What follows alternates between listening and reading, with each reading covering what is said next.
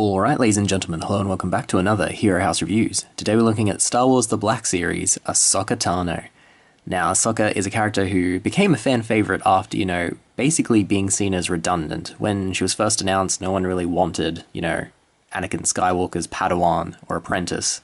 And it did seem unnecessary, but then through just, the Clone Wars series and Rebels, she's just gained prominence and become an absolute fan favorite, and does have some of the best scenes in the Star Wars canon now. I mean, when she and Vader throw down in Rebels, that's actually like a pretty powerful moment, and her recent fight with Maul in the last season of Clone Wars, also pretty badass. So everyone was excited to get a figure of her in this sort of iteration, and from what I've seen so far, they've kind of knocked it out of the park. I mean, she's basic in terms of only the lightsabers being accessories, and yeah, just comes with nothing else, and she's not a big figure. But the articulation is perfectly functional, especially for a figure that's, a female form, because Hasbro tends to botch female bodies quite a bit, but her sculpting means she moves pretty much exactly how you need to, and she does look fantastic. The likeness of the character has been captured so well. Let's get in there so you can see this. The face is excellent. The paintwork on her antennae, tendrils? I don't know what you call them. Alien bits is very well done. The lightsabers are sculpted well. Her armor is very well sculpted.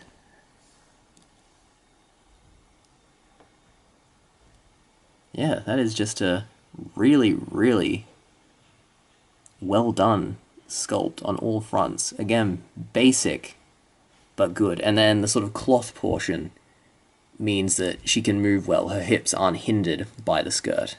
So she can't do the splits, but she can get as far as you'd need to, and then comes forward, almost 90 degrees. And the hips, her boots have been designed so they don't impede the side-to-side too much. So you can get some good balancing poses out of her. No bicep swivel, but she does have a swivel at the elbow, which is what you want. Head is on a ball joint that is hindered slightly by the alien tentacle things, but again, as much as you need. They've cleverly hidden a diaphragm joint behind the breastplate, so she's got a great range of motion there.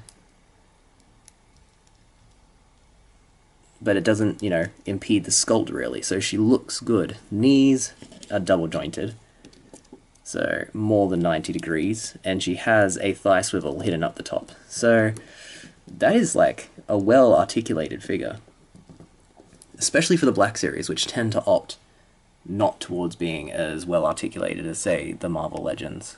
But damn, does she look good.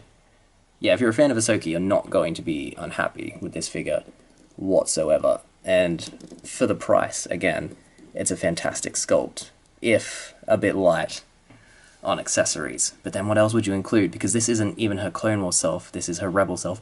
Maybe a coat, or a cloak, or a hood, or something would have been nice. But again, not super essential considering the character, and she is cheap, but she is going to be a prick to find, because she's popular, and distribution, as Hasbro always does with figures that people will really want, seems to be sketchy. I don't know why this is the case, but it is very annoying. Now, what to rate this? I can't find any complaints. I mean, moves as well as you want to. It's even got portions so you can hook her lightsabers onto her costume, so she can actually have them holstered, which, a lot of the Black Series can't do. So, 5 out of 5, I think. Yeah, we'll take some pictures and I'll test her out a bit further, but at the moment, she's looking like she's pretty much a perfect release for the price point. Alright, let's dive into the pictures and wrap this up. One sec.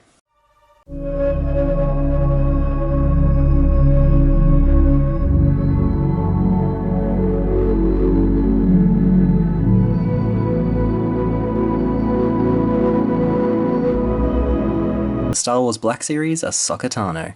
Well, Ahsoka Tano, however you want to pronounce it, though I'm sure there is a proper way to pronounce it.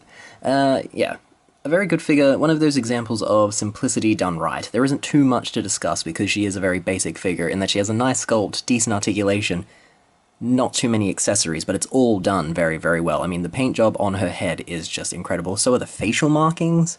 It all looks really good, and if you want a representation of the character, you're not going to find a better one for a better price point. So based on that and the fact that there's no glaring issue, yeah, you've just got to give her a 5 out of 5. A really, really solid entry into the line, if not an overly impressive or astounding one, but technically there is absolutely nothing wrong with this. It's just, yeah, a well-executed figure. Yeah, I guess all I can say with this one is happy hunting, and I hope people can track it down, because it is going to be a pain, and hopefully we can get, like, this issue of figures being difficult to acquire gets addressed at some stage, because obviously companies should want more money, so they should make more figures so people can get them. This sort of false illusion, all illusions are false, this illusion of, you need to get these figures because they are the popular ones and will sell out quickly, I think is something they try to cultivate, so people do panic buy the figures, perhaps, but that's just speculation. But anyway, hopefully it changes down the line.